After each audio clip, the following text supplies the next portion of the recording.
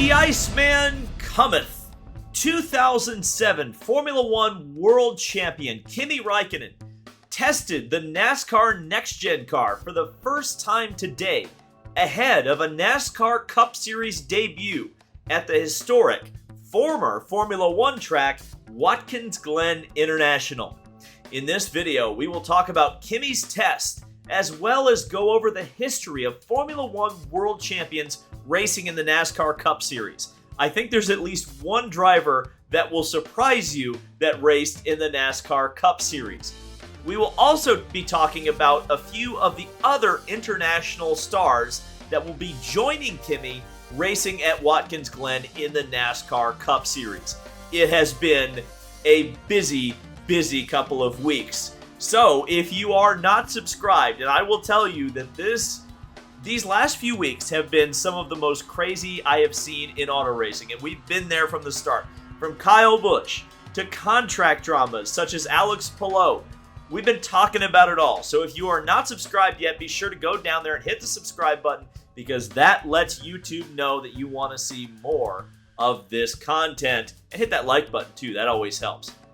Now, Kimi Räikkönen will be driving at Watkins Glen for former race car driver turned car owner Justin Marks in what was announced in May as Project 91. And I have to say, I'm a big fan of the number 91, so this project already has my endorsement, which is a special entry into the NASCAR Cup Series from the Trackhouse team at select NASCAR events for internationally famous motorsport stars that otherwise would not get a shot to race in the NASCAR Cup Series. Frankly, it's a really good idea, and it very clearly is getting Team Trackhouse a lot of traction in the media. Everybody's talking about it, and everybody's pretty excited to see what Kimi's going to do on a road course in a Cup car.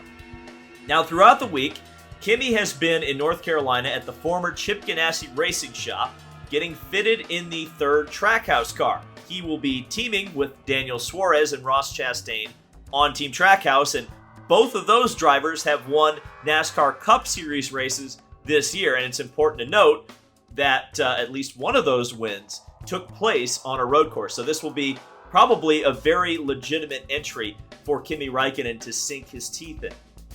Today, Kimi got his first taste of the NASCAR Next Gen car at Virginia International Raceway, which does not host NASCAR Cup Series events. And that's what is key, because NASCAR's testing rules are very strange. Which is to say, you really can't test a NASCAR Cup car. You have to have very specific stipulations in which you do it. Number one, you can't really test on a racetrack that is NASCAR sanctioned. You also can't test with a NASCAR or current NASCAR team. And that's why the car had to be run not by Trackhouse, who is the team that Kimi is racing with at Watkins Glen, but by the IMSA team, owned by NASCAR's namesake, Jim France, Action Express Racing. So an IMSA team running a generic stock car for Kimi Räikkönen at Virginia International Raceway, who had that on their 2022 bingo car. As you can see by the video, the Kimster was not messing around in the generic bodied Next Gen. Looked like he got up to speed, no problem.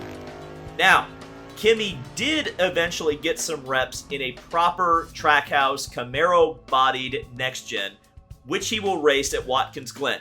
But he was only allowed to perform pit stop practice in that official Trackhouse chassis. So you are not going to test, you are not going to learn anything about that Next Gen car.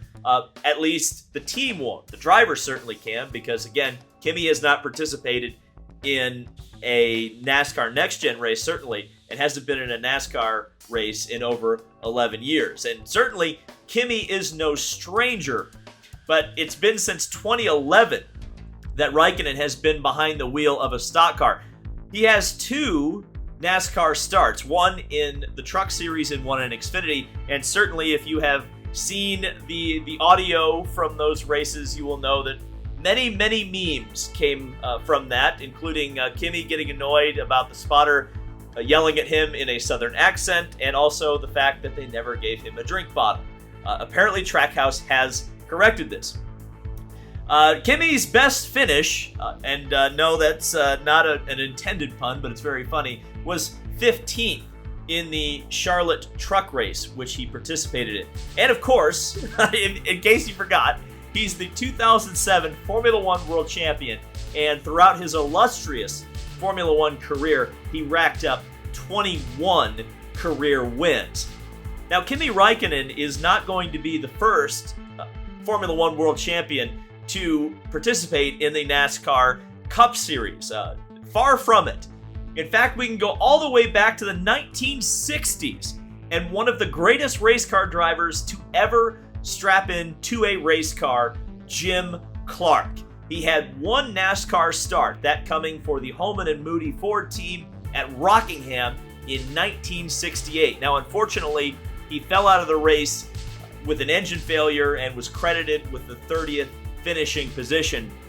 I feel like Jim Clark doesn't need much of an introduction, but I'll give it anyway. His win percentage in Formula One is the greatest of all time. He's the F1 World Champion of 1963 and 1965, and in 1965 he also won the Indianapolis 500, becoming the only driver to date to win the Indianapolis 500 and the Formula One World Championship in the same year. And I don't think many people know about that Rockingham start in 1968. Unfortunately, that was also the year of Clark's untimely death at the Hockenheim ring in a Formula 2 race. So we never really got to see much more of Jim Clark, because I frankly think he probably would have had a very similar career to many of the other great drivers of the era, and would have crossed over into many, many different forms of racing and would have been very successful there. Now, a lot of people are going to be saying, where's Mario Andretti?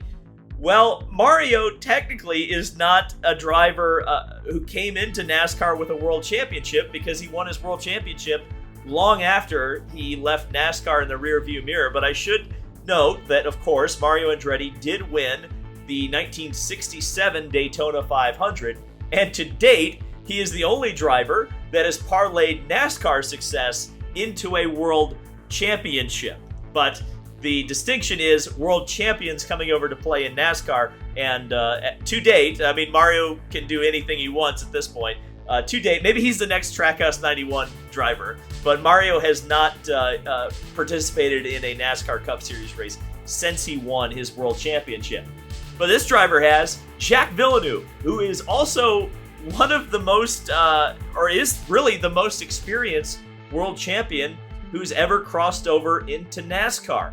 He has 42 total NASCAR starts. Now that is combined with the Cup Series, the Truck Series, Xfinity, the Pinty Series up in Canada, and also the Whelen Euro Series. And in fact, Jacques Villeneuve has a NASCAR win in the Euro Series in the Netherlands in 2019. Now, again, a driver that I feel does not need very much introduction, but he is the 1997 Formula One World Champion, and he also is the 1995 Indy 500 champion, and also won the CART IndyCar Championship of that year. And of course, that year was not a year in which there were two distinct IndyCar champions, so really he's the undisputed IndyCar champ of 1995. But we have to always have to make concessions when we're talking about IndyCar stats. But yes, Jacques Villeneuve, very interesting. I think people sleep on Jacques Villeneuve a lot, because the guy, you know, I think the Europeans really hate him because he's very American in the way he talks and his background. But I think that that the stats speak for themselves, and I think Jacques Villeneuve, history will be kind to eventually, just if people aren't kind to him right now. Now, Kimi will be joined by a couple of other international stars, and one we've already seen this year, Daniil Kvyat, who is the first Russian internationally racing all year since something happened in the Ukraine between a couple of countries. But he does have one NASCAR Cup Series start, and of course we were there to cover that race. That was at the Brickyard in 2022. And unfortunately, while Daniel wasn't exactly competitive in that race driving for the Hazenberg team, he finished 36th with a suspension failure, no fault of his own. Now, Kvyat, certainly not as decorated as the world champions you've seen and heard from in this video. He only has 3 Formula One podiums to his credit, 2 for Red Bull and 1 for AlphaTauri, or at least at the time it was known as Toro Rosso, which was a great accomplishment at the time, it has to be said, but he never reached Formula One victory lane. Now, he will be participating at Watkins Glen. That will be his second start of his career, and certainly taking that experience from Indy, I think, will translate even better to Watkins Glen. I think a track like Watkins Glen are the type of tracks that the Europeans really like.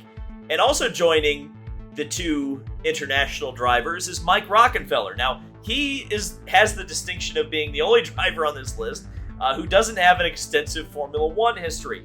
But he is important in European circles, obviously, because he won the 2010 24 Hours of Le Mans driving for Audi. Now, Rocky is going to drive for the Spire Motorsports team, and many people are expecting that he will also drive the NASCAR Cup Series car, which will be a wild card entry at the 2023 24 Hours of Le Mans. Of course, that is a Chevrolet that will be prepared by Team Hendrick, and Spire Motorsports works-ish closely with Hendrick over on the NASCAR side of things. So if they had an open seat for a driver that they want to get next-gen experience, well, it makes sense that Mike Rockenfeller would get that call. So, Kimi Räikkönen versus Mike Rockenfeller and Daniel Kvyat in Watkins Glen in a NASCAR Cup Series race. And of course, racing against all of our NASCAR Cup Series friends that we know and love. I think Kimi's actually going to surprise people, and I think some people may actually be sleeping on this story. This could be a big, big deal. But what do you think? How do you think Kimi's going to do in Project 91? Is he going to win? Is he going to be completely anonymous? Is he going to have a good day? I don't know. Let me know down in the comments section below. This is a fun video to make. We'll talk again very soon. Thank you guys so much for watching, and I'll see you in the next video.